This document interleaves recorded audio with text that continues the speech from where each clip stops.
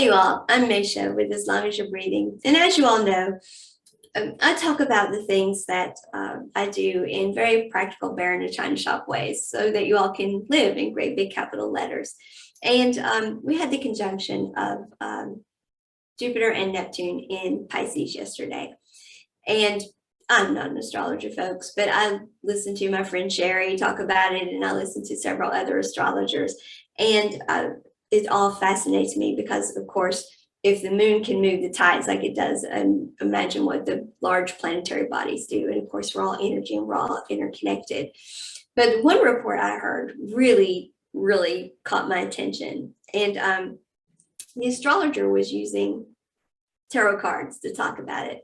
It was saying that how this particular conjunction, of course, it is such a powerful conjunction that it actually affects all of the year 2022. It has been affecting all of the year 2022, but it is most powerful like for a 2-week period, a little before yesterday, the 12th, and a little after the 12th, up through like the 20th. That's when it's most powerful. And this astrologer was talking about how it's like the 8 of Cups or the 7 of Swords, that we are basically, because of these energies and because we're becoming more consciously aware, I want to first and foremost say that we're all always becoming more consciously aware. Awakening is simply that, and this is an ongoing process for all of us. Are we having an awakening? Yes, but we're all always awakening. Every time we have an experience and we learn something new, we've awakened to new information. We've become more consciously aware, all right? So our conscious awareness has risen every time we learn something new. But we've all become more consciously aware of the fact that we don't want society telling us what to do. We want to live from our own heart spaces. We want our lives to be the way we want them to be.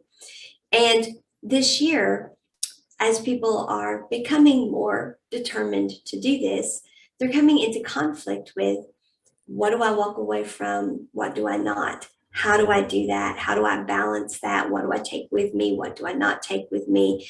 Look, there's cups that are full, but those cups don't satisfy me. I'm going after the cup I really want, or the cup that I didn't choose, that I really wanted to choose. I mean, all sorts of analogies he made with these tarot cards. And they're great analogies. I mean, like, okay, I'm getting away with these swords, but I've left those. And these cups are standing up and they're full, but I'm going after a different cup. There's a different cup I want. And how do I make these decisions? And of course, in the end, I've got to be happy. I've got to admit to myself what is making me happy, what really makes me happy.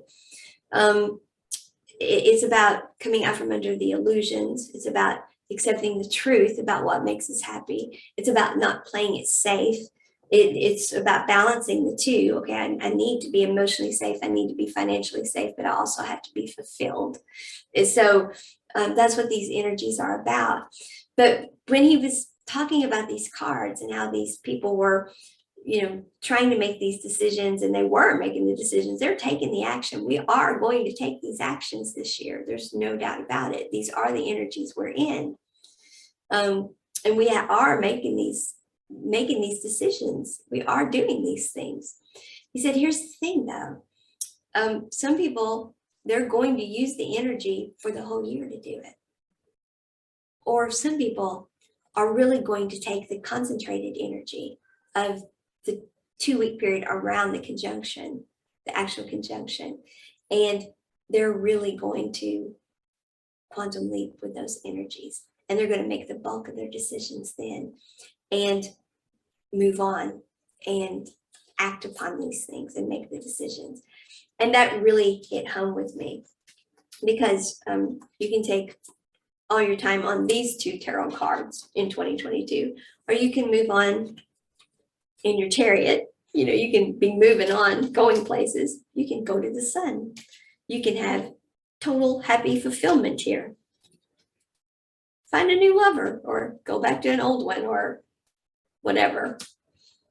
Have a celebration. Become an empress. Have another celebration. Get whatever the universe has for you. find more love, wish fulfillment, total success, get the world. Or you can take all year and just do this. And the reason I'm saying that is it's got to do with our personal power. It really does. You see, how long do you want to continue to give your power to a situation? Now, I know some things do take more time, and some people can say that you're being too impatient. Well, am I? How much more time do you want to give to things? I mean, look at this. You've dealt with these cups how long? You dealt with all those swords how long? How much more time do you want to put into these? Or do you want to pull that energy to you and be in the present and be moving on to all of these other things? The more time, the more energy we leave in the past, or the more energy we put into dealing with the things that we really don't want, the things we really don't feel gratitude for anymore. Well, that's energy we don't have in our current energy bandwidth. We're not using our personal power, our personal energetic bandwidth in the best way. That's why I teach gratitude the way I do. That's why I say it's great to write down what you're grateful for. It's even better, though, to look at your life and say, what am I not grateful for? Because if you're not grateful for it, then you need to release it or redistribute the energy. So you are putting your energy into what you are grateful for.